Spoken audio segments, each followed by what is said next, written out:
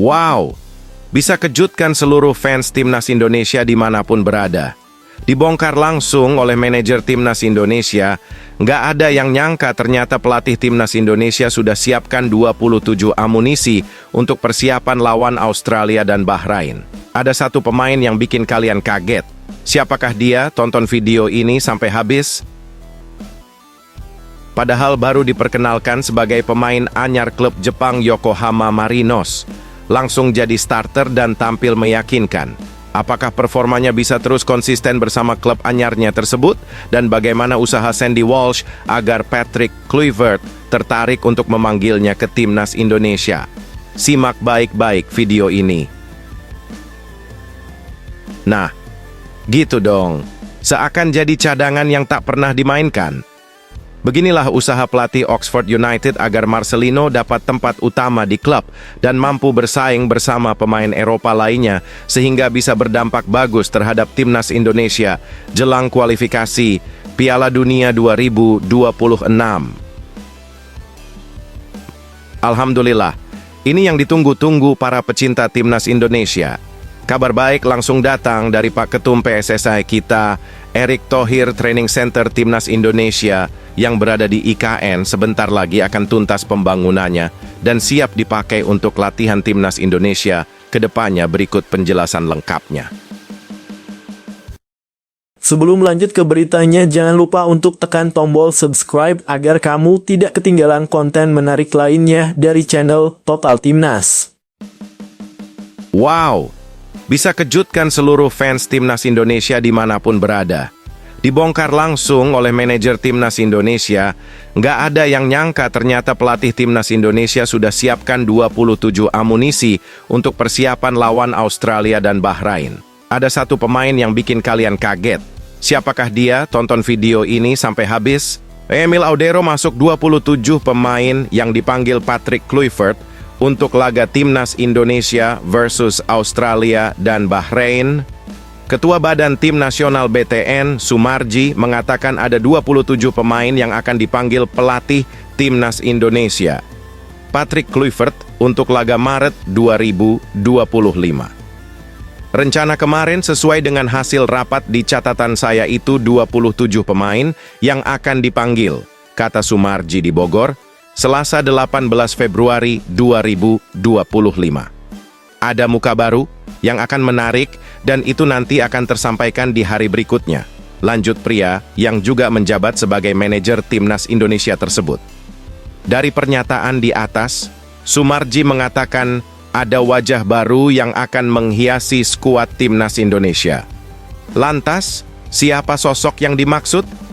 Jika yang dimaksud Sumarji adalah Ole Romeni, semua pencinta sepak bola tanah air tentu sudah tahu. Ole Romeni sudah mengambil sumpah warga negara Indonesia WNI pada Sabtu 8 Februari 2025. Sekarang Ole Romeni tengah menunggu proses perpindahan federasi dari KNVB ke PSSI untuk sah membela Timnas Indonesia. Menurut pengamat sepak bola tanah air, Roni Pangemanan, ada satu sosok pemain keturunan tambahan yang kemungkinan membela Timnas Indonesia pada Maret 2025. Sosok yang dimaksud adalah kiper Palermo, Emil Audero. Menurut Bung Ropan, sapaan akrab Roni Pangemanan, Ketua Umum PSSI Erick Thohir tengah mengupayakan agar Emil Audero tersedia membela Timnas Indonesia pada Maret 2025. Kemungkinan dalam waktu dekat, Indonesia ketambahan satu kiper. Kemungkinan itu terjadi pada bulan Maret 2025. Kiper itu adalah Emil Audero, tegas Bung Ropan. Okezon mengutip dari channel YouTube Bung Ropan, Jumat 21 Februari 2025. Sudah ada pembicaraan antara PSSI, yakni Pak Erick Thohir dengan Emil Audero. Pak Erick mengatakan kita doakan bersama, kita maksimalkan segala kemungkinan yang ada, dan menjadi kenyataan Emil Audero membela Timnas Indonesia pada bulan Maret. Diusahakan Emil Audero sudah tersedia saat melawan Australia. Lanjut mantan petinggi salah satu media olahraga ini. Jika Emil Audero benar datang, Maarten Paes memiliki pesaing sepadan di posisi penjaga gawang Timnas Indonesia. Andai amit-amit Maarten Paes terkena kartu kuning melawan Australia dan absen melawan Bahrain, pencinta sepak bola tanah air tak perlu khawatir karena telah memiliki Emil Audero. Nah, lantas bagaimana guys menurut kalian? Apakah PSSI perlu menambah amunisi baru sektor penjaga gawang untuk pelapis Maarten Paes dengan menaturalisasi Emil Audero? Apakah kalian setuju Emil Audero mengenakan kostum Garuda di dadanya? Ataukah kalian masih sakit hati dengan pernyataan sombong yang pernah dilontarkan ayah Emil Audero kepada timnas Indonesia? Coba guys, tulis pendapat kalian yang sopan dan bijak mengenai itu semua pada kolom komentar di bawah ini ya.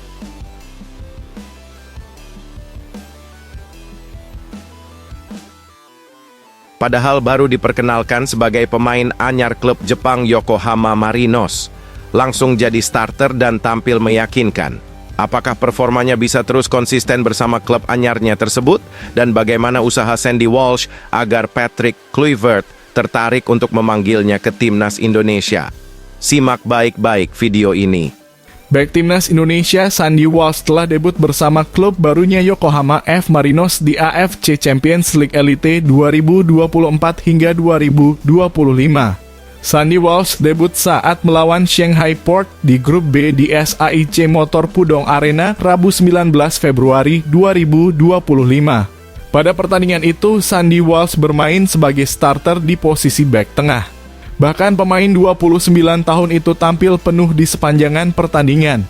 Hai keluarga Marinos, kata Sandy Walsh dikutip dari Instagram resmi klub.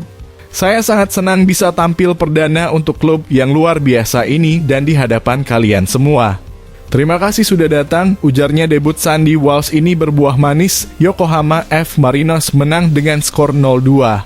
2 gol Marinos dilesatkan pada babak kedua. Asahi Unaka mencetak gol pertama pada menit ke-64. Gol kedua dicetak oleh Jun Amano 5 menit berselang. Sandy Walsh bergabung dengan Yokohama F Marinos pada 9 Februari 2025. Ia belum debut di J-League 1. Sebelumnya, Sandy Walsh bermain di Liga 1 Belgia Jupiler Pro League bersama KV Mechelen. Sandy Walsh yang lahir di Brussel selalu bermain di Liga Belgia. Ia pernah memperkuat Zulte Waregem dan KRC Genk. Sementara itu, kemenangan bersama Yokohama F Marinos sebagai pemain inti menjadi momentum bagus bagi Sandy Walsh menjelang timnas Indonesia menghadapi putaran ketiga kualifikasi Piala Dunia 2026. Timnas Indonesia akan bertandang ke markas Australia di Sydney pada 20 Maret 2025. Setelah itu, skuad Patrick Kluivert bakal menjamu Bahrain di Jakarta pada 25 Maret 2025. Timnas Indonesia masih memiliki peluang lolos ke Piala Dunia 2026. Saat ini Timnas Indonesia berada di posisi ketiga grup C dengan 6 poin. Timnas Indonesia selisih 1 poin dari peringkat kedua Australia. 2 tim teratas akan lolos langsung ke Piala Dunia 2026. Jika ingin lolos jalur itu, Timnas Indonesia harus memaksimalkan 4 laga tersisa termasuk melawan Australia dan Bahrain.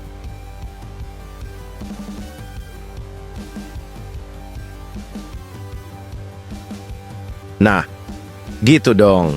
Seakan jadi cadangan yang tak pernah dimainkan.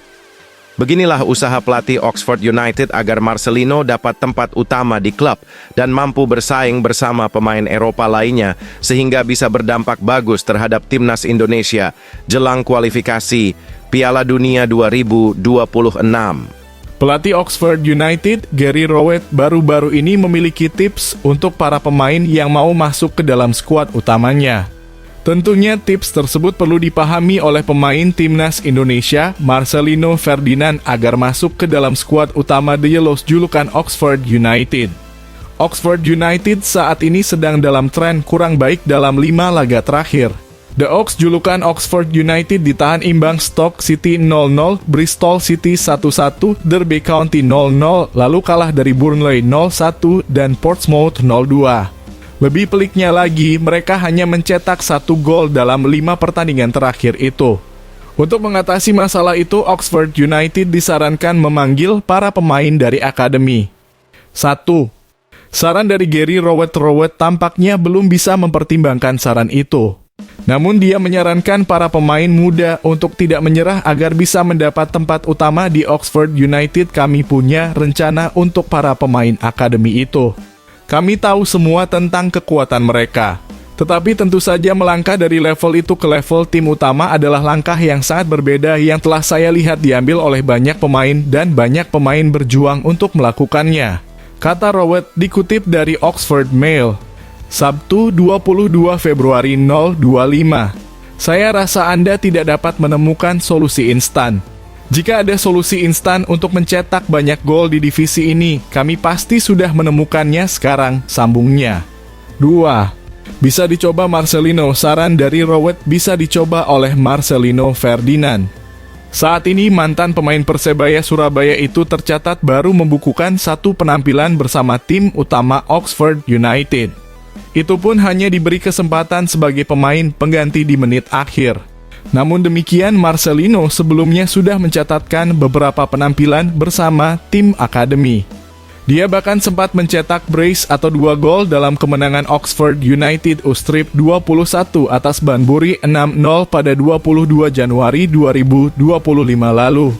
Rowett mengatakan kerja keras memang menjadi poin utama saat bermain untuk Oxford United. Para pemain juga dituntut bisa memanfaatkan peluang sekecil apapun. Divisi ini memang seperti itu. Anda harus bekerja sangat keras untuk menciptakan peluang dan Anda harus memanfaatkan peluang tersebut saat Anda bisa, tukasnya.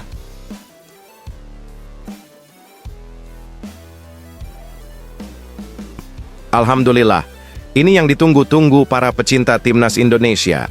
Kabar baik langsung datang dari Pak Ketum PSSI kita, Erick Thohir. Training Center Timnas Indonesia yang berada di IKN sebentar lagi akan tuntas pembangunannya dan siap dipakai untuk latihan Timnas Indonesia ke depannya. Berikut penjelasan lengkapnya.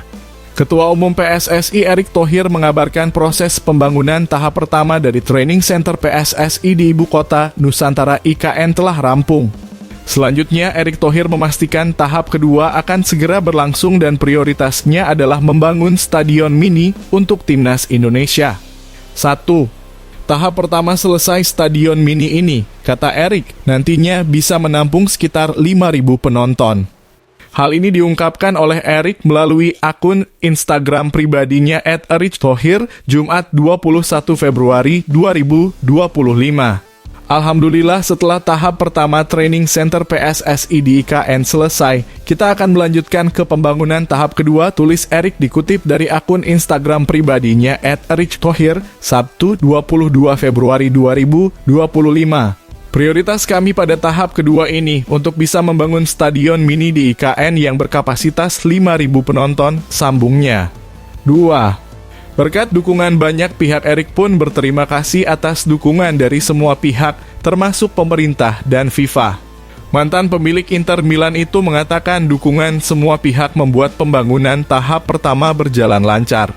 Terima kasih untuk kolaborasi dan dukungan semua stakeholder dari FIFA maupun pemerintah yang membuat pembangunan tahap 1 Training Center PSSI di IKN berjalan dengan lancar, ungkapnya. Adapun pembangunan tahap pertama Training Center PSSI di IKN meliputi 3 lapangan bola, yakni lapangan natural dengan rumput zoysia matrula, lapangan O, dan lapangan rumput sintetis. Kemudian ada juga asrama sebanyak 4 bangunan. Nantinya Training Center PSSI itu jelas berguna untuk Timnas Indonesia. Apalagi target utama skuad Garuda kali ini bukanlah Asia Tenggara lagi, melainkan Asia, bahkan dunia. Pernyataan yang bikin tenang dan lega para fans Timnas Indonesia dari asisten Timnas Indonesia, Dani Lanzat. Dengan berapi-api dan penuh keyakinan, semua dibuat kagum olehnya. Apa alasan besar di balik pernyataan yang bisa gemparkan jagat sepak bola Asia tersebut? Temukan jawabannya di sini. Asisten pelatih Timnas Indonesia Dani Lanzat optimistis bisa mengantarkan skuad Garuda ke Piala Dunia 2026. Pasalnya, Lanzat menilai Timnas Indonesia punya peluang bagus untuk lolos langsung ke Piala Dunia 2026. Timnas Indonesia memang punya peluang terbuka untuk lolos ke Piala Dunia 2026. Saat ini mereka sedang duduk di posisi 3 klasemen grup C babak ketiga kualifikasi Piala Dunia 2026 zona Asia dengan koleksi 6 poin. Skuad Garuda terpaut satu angka dari Australia yang ada di posisi 2. Namun begitu persaingan di grup C saat ini memang sengit khususnya dalam perebutan posisi 2. Sebab peringkat 3 sampai 6 memiliki poin yang sama yakni 6 poin. Karena itu peluang masing-masing tim untuk lolos ke Piala Dunia 2026 masih terbuka. Semua bergantung pada hasil di 4 laga tersisa. Lanzaat mengungkapkan kalau timnas Indonesia berada dalam posisi yang bagus. Bahkan dirinya meyakini skuad Garuda bisa lolos langsung ke Piala Dunia 2026 tanpa harus berjuang di babak keempat kualifikasi Piala Dunia 2026 zona Asia. Kami bisa merasakan antusiasme yang besar. Kami dalam posisi yang bagus. Jika melihat klasemen semuanya masih mungkin. Kami punya 4 pertandingan final dan kami bisa lolos langsung, ungkap Lanzaat dilansir dari Football Premier, Senin 17 Februari 2025. Bersama Patrick Kluivert, Lanzaat saat ini sudah mulai sibuk membentuk skuad terbaik timnas Indonesia. Dirinya bersama Kluivert serta Alex Pastoor dan Gerald Vandenburg acap kali memantau pemain skuad Garuda yang beraksi di Liga 1 maupun luar negeri. Semua itu dilakukan karena mereka ingin memanggil pemain yang tepat untuk menghuni timnas Indonesia. Dengan begitu hasil manis bisa diraih skuad Garuda. Bagian seremonial sudah selesai. Kami sudah bertemu dengan orang-orang penting dari negara ini dan Federasi Sepak Bola, tutur Denny Lanzaat. Sekarang saatnya bekerja secara konkret, mulai dari menyeleksi pemain, menentukan formasi, hingga menganalisis pertandingan. Pekerjaan sesungguhnya telah dimulai, terang Lanzaat. Presiden Republik Indonesia, Prabowo Subianto, bisa saja dilaporkan marah besar kepada pelatih tim nasional U20, Indra Syafri, setelah timnas U20 Indonesia mengalami kekalahan telak 1-3 dari Uzbekistan U20 dalam laga krusial Piala Asia U20 2025 yang mengakibatkan Indonesia tersingkir dari turnamen tersebut. Kekalahan tersebut terjadi pada pertandingan yang digelar di Stadion Cina Piala Asia U20. Dan meski Indonesia sudah berjuang keras, hasil akhir membuat harapan besar rakyat Indonesia untuk melangkah jauh di turnamen ini hancur. Kekalahan ini membuat Indonesia gagal melaju ke babak berikutnya. Sebuah hasil yang sangat mengecewakan, terutama bagi para pendukung yang sudah menaruh harapan tinggi pada timnas muda ini. Bagaimana tidak, timnas Indonesia U20 yang telah dimodali besar oleh PSSI untuk melaksanakan TC. Di mana-mana ternyata hasil TC-nya tak berarti apa-apa. Entah apa yang ada di benak Indra Syafri sehingga tak mampu bawa timnas Indonesia U20 ini melangkah jauh pada turnamen ini. Apabila benar, sumber dari Istana Kepresidenan akan menyebutkan bahwa Presiden Prabowo merasa sangat kecewa dengan performa tim yang dianggap kurang maksimal dan tidak sesuai dengan ekspektasi. Prabowo, yang dikenal sebagai sosok yang tegas dan sangat mendukung pengembangan sepak bola Indonesia, bisa saja dikabarkan menyampaikan rasa frustrasinya kepada Indra Syafri dan jajaran pelatih timnas U20 karena dianggap memalukan negara Indonesia. Padahal telah banyak biaya yang dikeluarkan untuk persiapan timnas U20 sebelum turnamen ini digelar. Tapi apa yang diberikan Indra Syafri dan jajarannya kepada negara Indonesia ini tak berarti sama sekali. Semoga dalam pertemuan yang cukup tegang nanti, Prabowo menekankan pentingnya komitmen, profesionalisme, dan persiapan matang untuk pertandingan internasional. Presiden juga mengingatkan agar para pelatih dan pemain lebih serius dalam menjalani persiapan, mengingat besarnya harapan rakyat Indonesia terhadap timnas. Indra Syafri sendiri, yang sebelumnya sukses mengantar timnas U22 meraih emas di SEA Games 2023, tampak tertekan dengan kekalahan ini. Meskipun demikian, ia mengaku bertanggung jawab penuh atas hasil yang diraih dan berjanji untuk melakukan evaluasi menyeluruh guna meningkatkan kinerja tim. Kekalahan ini tentu menjadi sorotan besar dengan banyak pihak yang berharap agar sepak bola Indonesia terus berkembang dan menunjukkan prestasi di level internasional.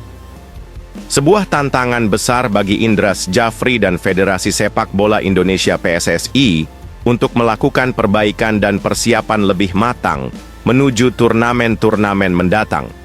Bagaimana guys? Menurut kalian, apakah kalian setuju Indras Jafri dipecat sekarang juga karena tak bisa bawa timnas Indonesia U20 berprestasi di turnamen Piala Asia U20, padahal Indras Jafri sudah diberikan kesempatan untuk melaksanakan TC di mana-mana, tapi tak ada hasilnya sama sekali? Coba tulis pendapat terbaik kalian pada komentar di bawah ini ya. Kalau kalian menginginkan Indras Jafri untuk out sekarang juga, ayo ramaikan komentar di bawah ini dengan hashtag Indras Jafri out, agar aspirasi kalian didengar oleh pengurus PSSI. Dan jangan lupa untuk terus dukung perjuangan timnas Indonesia ya guys. Kedepannya agar timnas Indonesia tercinta ini semakin jaya.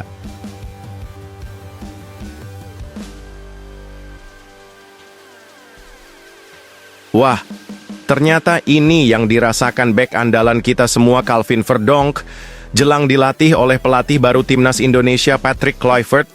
Apakah di bawah asuhan Patrick Kluivert Calvin Verdonk mampu menunjukkan performa terbaiknya sehingga tetap jadi pilihan utama sang pelatih? Simak baik-baik penjelasan berikut ini. Bek timnas Indonesia Calvin Verdonk mengaku penasaran skuad Garuda dilatih oleh sosok legenda timnas Belanda Patrick Kluivert. Patrick Kluivert memang secara resmi diperkenalkan PSSI sebagai pelatih baru timnas Indonesia pada 12 Januari 2025 lalu.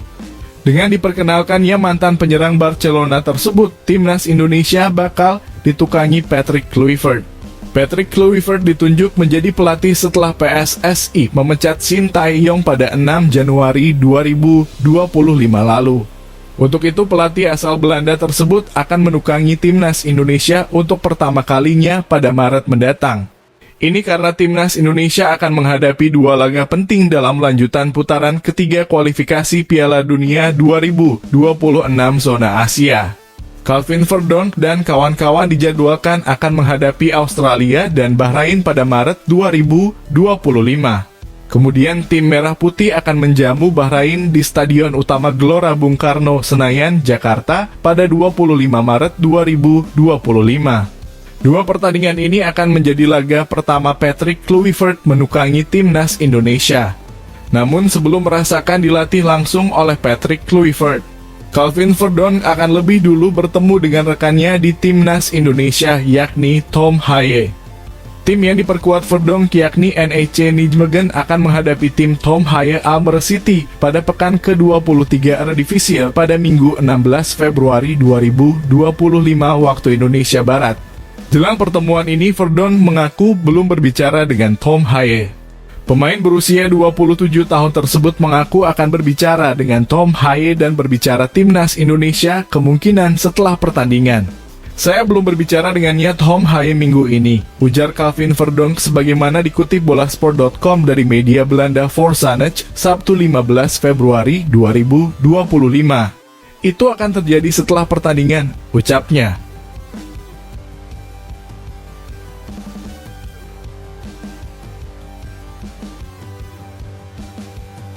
Parah, ini sangat parah. Bikin malu saja woi, ternyata inilah 5 penyebab kekalahan memalukan timnas Indonesia atas Uzbekistan dalam ajang Piala Asia U20 2025 yang membuat timnas Indonesia tersingkir dari turnamen tersebut. Tonton video ini sampai habis agar kalian tahu bahwa Indras Jafri layak dipecat sekarang juga. 5 penyebab timnas Indonesia U20 kalah 1 hingga 3 dari timnas Uzbekistan U20 di Piala Asia U20 2025.